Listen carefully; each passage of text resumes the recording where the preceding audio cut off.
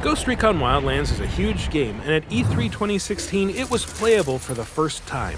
After battling through the cooperative demo, we had a chance to speak with Dominic Butler, lead game designer of Ghost Recon Wildlands, about the world he's helped create and the freedom it gives players to fight a four-man drug war however they see fit. What of what you're showing are you most excited for players to discover during E3? It's a game that we're very proud of, and I think that's the most exciting. Rather than a particular feature, they're getting to see that co-op is there and it's fun, and they see the opportunities in terms of vehicles, in terms of gameplay, in terms of approach.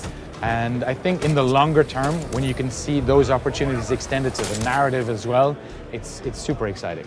Tackling the game today, we did it a couple of different ways, and it really highlighted that you can do this any way that you want to. The core thing is really about total freedom of choice, right? So it's about letting the player decide how they want to play, where they want to play, what they want to use, how they want to leverage the environment, the opportunities that are there.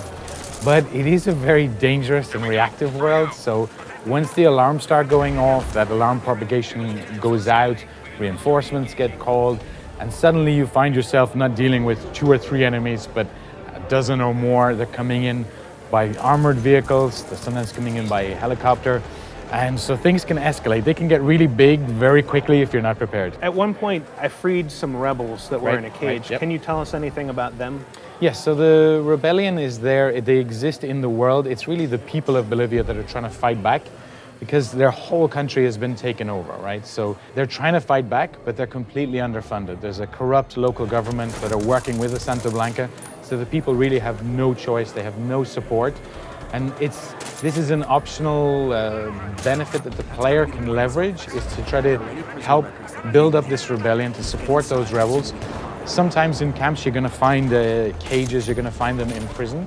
If you can get to them, if you can free them, they're going to take up arms against the Santa Blanca completely systemically.